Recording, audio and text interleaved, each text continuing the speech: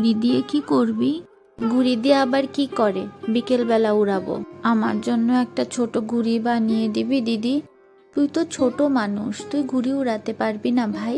তুই আমার ঘুড়ির লাটাইটা ধরে রাখিস।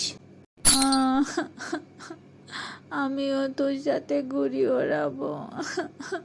আচ্ছা আচ্ছা, হয়েছে হয়েছে, আমি তোর জন্যই একটা ঘুড়ি বানিয়ে দেবো। এবার থাম তো দেখি।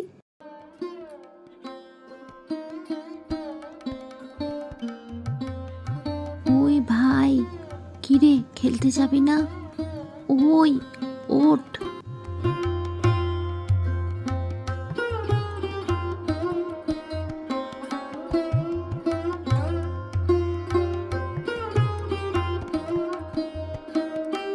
দিদি দেখ, আমাদের ঘুড়িগুলো কি সুন্দর করে উঠছে।